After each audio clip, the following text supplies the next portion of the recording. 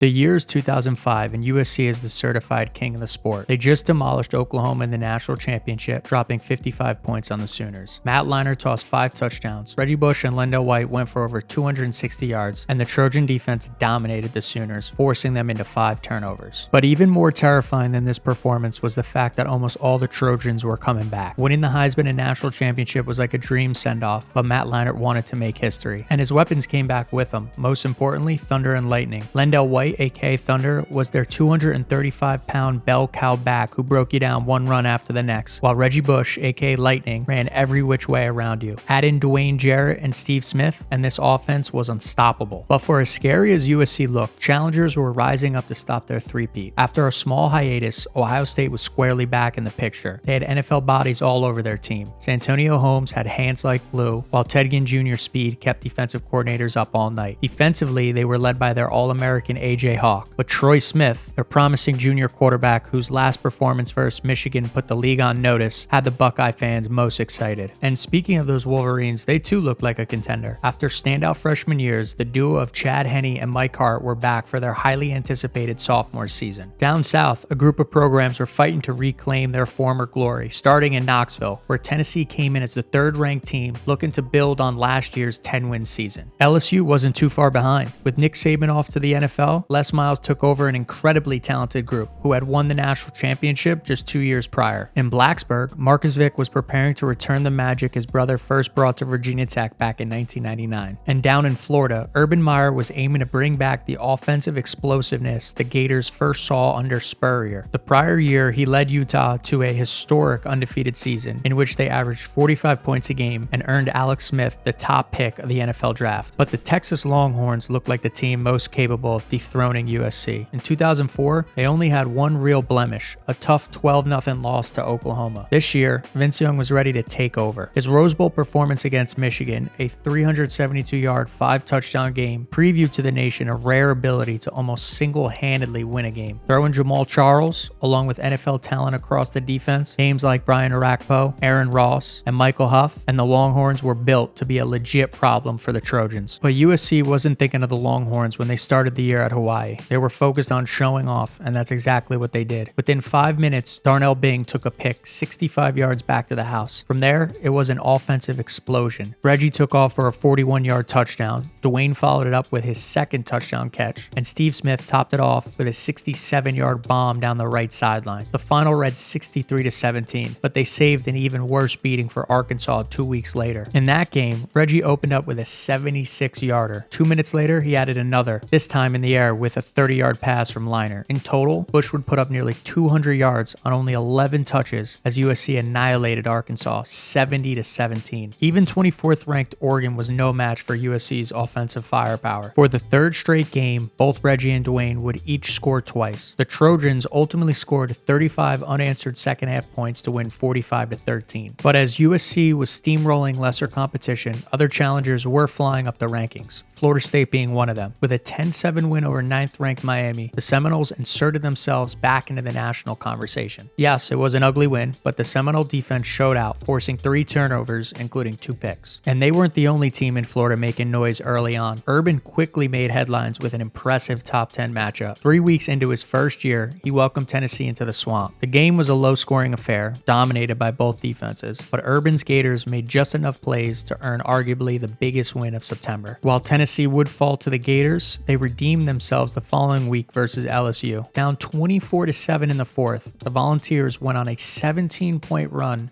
to stun Death Valley and force overtime. Gerald Riggs finished them off with a 1-yard game winner to cap off an incredible 30-27 win. Up in Virginia, Marcus Vick's Hokies were flying up the ranks. At the end of September, they put an absolute beatdown on 15th-ranked Georgia Tech. The Yellow Jackets had future NFL star Calvin Johnson, who would score in the third quarter, but that was the only success they'd find. The Hokie defense was smothering, taking back multiple pick sixes in a 51-7 rout that had Virginia Tech on the cusp of being a top 3 team. Georgia was seeing a similar surge behind their quarterback, DJ Shockley. In week 1, he immediately threw his name in the Heisman conversation with his incredible 6-touchdown performance against 18th ranked Boise State. But one of the most impressive teams in September, especially offensively, was Notre Dame. Charlie Weiss took over after his Super Bowl win win with the Patriots and had the Fighting Irish looking like a real threat. In week 1, he took Notre Dame into Pittsburgh, ranked 23rd at the time, and dropped 42 on them. The very next week, he made the whole sport take notice by going into the Big House and upsetting 3rd-ranked Michigan 17-10. They would slip up to Michigan State the following week, but it'd take a 44-41 overtime loss to take them down. Nevertheless, with Brady Quinn leading the offense, flanked by Darius Walker and Jeff Samardzija, the Fighting Irish proved in September they weren't going to be an easy out for USC come October. But for all the action that happened in September, the most consequential took place up north in Columbus, Ohio. In the second week of the season, 2nd-ranked Texas entered the Horseshoe to take on the 4th-ranked Ohio State Buckeyes. In the BCS era, the stakes could not be higher. The winner had a clear path to the national championship game, while the loser's season would be on the brink of collapse already. Texas took control early. On the first drive, Vince Young displayed how dangerous he was when he took off for a 32-yard scramble. While that drive ended with only a field goal, Young followed it up with a touchdown to Billy Pittman to grab an early 10-0 lead. But Ohio State was too talented to stay scoreless. On their next 2 drives, they'd get a field goal before tying the game up at 10 with a beautiful touchdown pass from Smith to Santonio Holmes. From there, the Buckeye defense took over. A.J. Hawk snagged a pick, then grabbed a fumble recovery in back-to-back possessions. Suddenly, Ohio State was in full control with a 16-13 lead going into half.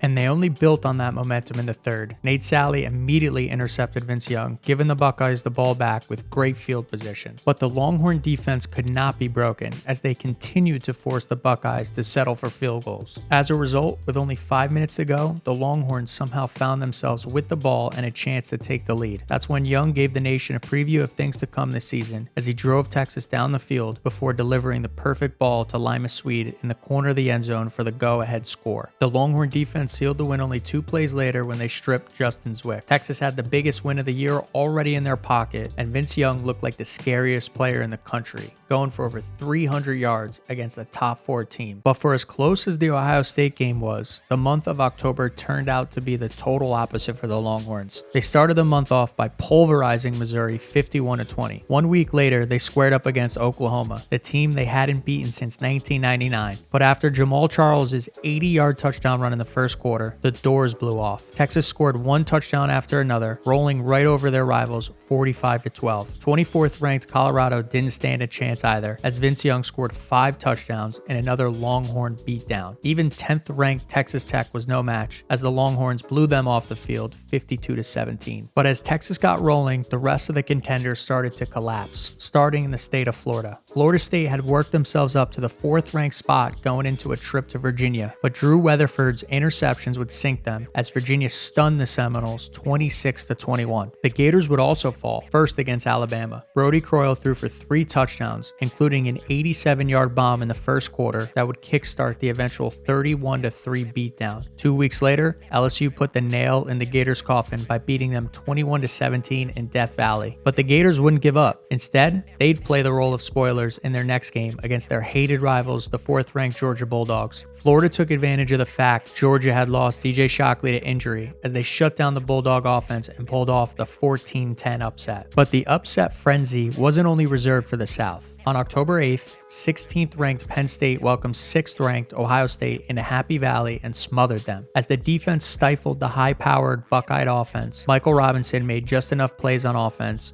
including his 1-yard touchdown run in the second quarter. Ultimately, turnovers would be the difference as Penn State walked out with a massive 17-10 win. But Penn State wasn't immune to the chaos, as they'd fall victim just 1 week later at the Big House. In a thrilling back-and-forth fourth quarter, where a total of 39 points were scored, Penn State looked like they'd escape with a win after Michael Robinson's touchdown run with only 53 seconds left. But Chad Henne marched the Wolverines into striking distance to give them a shot for the win. And on a 4th and 4, Henne connected with Mario Manningham for a walk-off game winner, popping Penn State's dream season in the blink of an eye. But on the same day Penn State's national championship dreams came crashing down, another undefeated team's title hopes hung in the balance. Going into their October 15th matchup against Notre Dame, USC looked untouchable. The only semi-scare they had was against 14th-ranked Arizona State, when they needed 2 fourth-quarter touchdowns from both Reggie and Lendell to win. But fast forward to that Saturday night in South Bend, and the Trojans found themselves in a true do-or-die situation. Notre Notre Dame had the firepower to hang with the Trojans, and they showed it immediately. The Fighting Irish took a 21-14 lead after Quinn connected with Samardzija on a 32-yard touchdown pass, followed by a 60-yard punt return touchdown by Tom Zbikowski. But Reggie Bush wouldn't be denied. He took a 50-yarder to the house in the third, then punched in a 10-yard run to give the Trojans the lead with only 5 minutes to go. The pressure fell on Brady Quinn, but he was ready for it. Starting from his own 10, he marched his team all the way down to the 5-yard line on a massive 3-minute drive.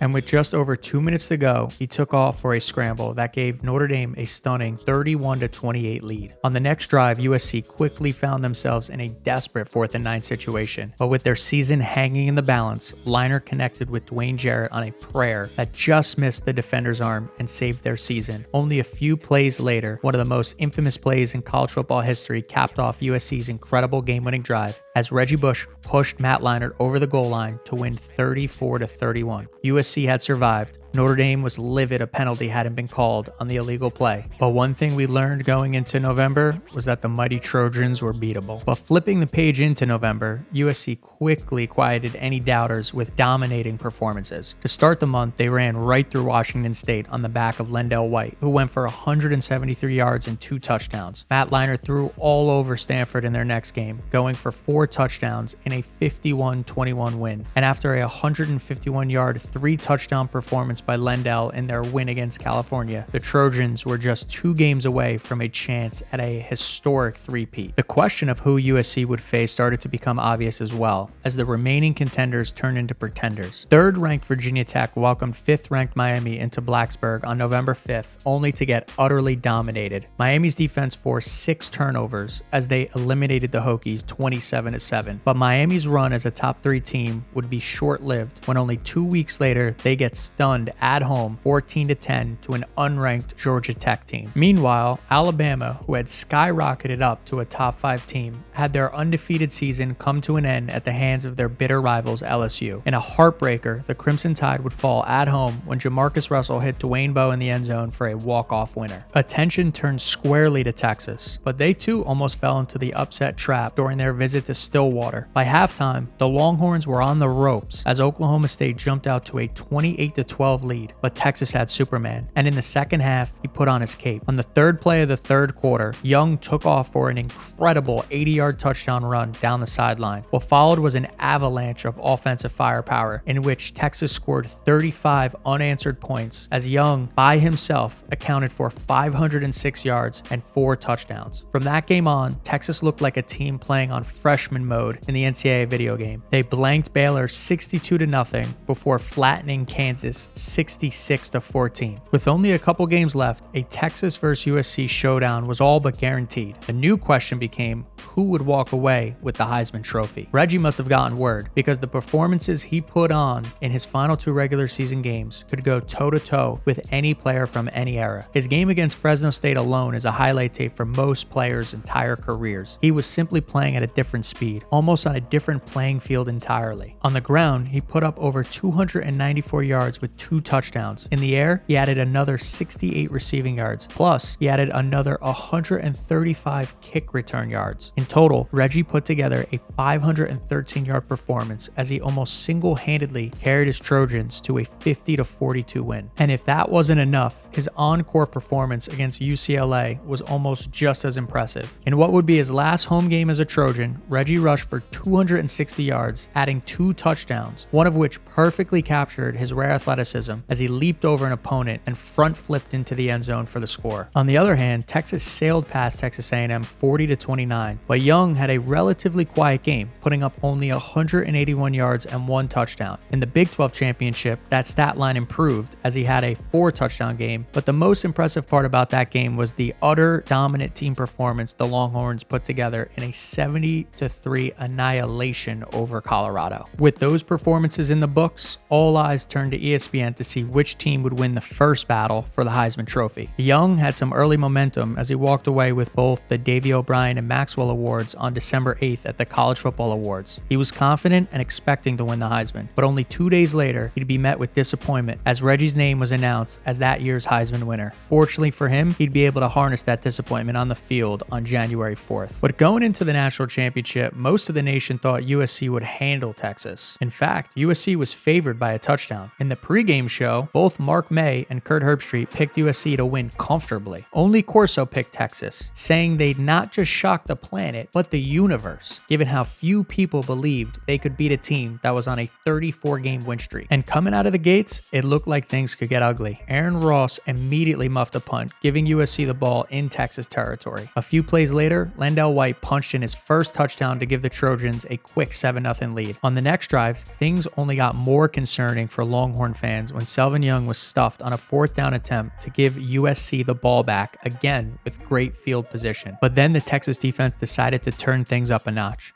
They got their own turnover on down shortly after, stuffing Matt Leinart for no gain on a QB sneak. And to start the second quarter, they started producing turnovers. For the first one, good fortune was on their side. Reggie exploded out of a screen pass, juking defenders as he took it 35 yards, but attempted a lateral to an unsuspecting teammate who fumbled it over to the Longhorns. They'd take advantage of the good fortune as Vince Young marched Texas down the field, setting up a 46-yard field goal to make it 7-3. That Longhorn defense would strike again a few plays later when Michael Griffin made an incredible interception, just getting a foot in to steal what looked like a Steve Smith touchdown. Texas would capitalize again, this time behind Jamal Charles and Selvin Young, who marched them down the field, with Selvin ultimately running it in to take a 9-7 lead. After a quick 3-and-out, the Longhorn running attack kept rolling in the second quarter as Ramonce Taylor took off for a 30-yard touchdown run. USC was able to salvage the half with a late field goal, but heading into halftime, the whole nation was stunned as Texas held a 16-10 lead and looked like a team that didn't just belong, but was the better team. But Pete Carroll must have given some speech because the Trojans came out firing in the third. Their defense immediately forced a 3-and-out. Leinart going with Dwayne Jarrett, connecting with him on a 24-yard strike to get inside the red zone before Lendell White finished that drive off with his second touchdown run, giving them back a 17-16 lead. Young responded, showing off both his arm and his legs as he punctuated the next drive with an incredible 14-yard touchdown run off a read option to take a 23-17 lead. But the Trojan offense had caught fire. Leinart and Jarrett connected again for a big 24-yard gain that set up White's third rushing touchdown of the game as he broke through the middle on a 4th and 1. As Vince Young took off for a 45-yard run to get Texas within field goal range to start the fourth, it looked like things were shaping up to be an instant classic. But for the second time in the game, Texas kicker David Pino missed a kick. This one a 31-yard chip shot. Thunder and Lightning took advantage as Lendell had one bruising run after the next to set up Reggie's 26-yard touchdown burst down the sideline to extend their lead to 8 points. Young responded with his arm on 2 big throws, but had to settle for a field goal after a near disastrous fumble that luckily seemed to bounce right into the arms of his own lineman. But field goals weren't going to cut it against this USC offense that was firing on all cylinders. In just 3 plays, USC went nearly 80 yards, finishing the drive off with yet another Leinart to Jarrett strike that saw Jarrett eat hits from 2 defenders before diving into the end zone. With that score, the USC three-peat looked finalized as they took a 38-26 lead with just under 7 minutes to go. But then, Vince Young made history. He made one pass after the next, getting within scoring distance with just over 4 minutes to go. He finished that drive off with an incredible 17-yard scramble to make it a 1-score game. For one last time that season, the Texas defense needed to come up big, and they would, as on a 4th and 2 attempt that would have won USC the game, the Longhorn defense stuffed Lendell White to give the ball back to Young. He made the most of it with a little help from the Trojan defense. He'd first convert a 3rd and 12 thanks to a devastating face mask penalty by USC. Then, it was broken tackles that allowed Texas to get within the red zone while stopping the clock. But the odds still leaned in USC's favor as Vince Young snapped the ball on a 4th and 5 with only 26 seconds left. He looked left only for a moment before taking off for one of the most historical touchdown runs in the sport's history. Miraculously, Texas had taken the lead just before the clock struck midnight, and when Leinart's pass fell incomplete only a few plays later, the Longhorns had completed the impossible job, dethroning the Giants, ending USC's 34-game win streak, and bringing the title back to Austin for the first time since 1970. As Leinart and Reggie bowed their heads in disappointment, Young stood tall, confetti falling around him, as he had just made the case to the world that it was him who was the best player in the world that year. Thanks for reliving the incredible 2005 2025 college football season with me. If you enjoyed this video, then I think you'll enjoy this next one as well.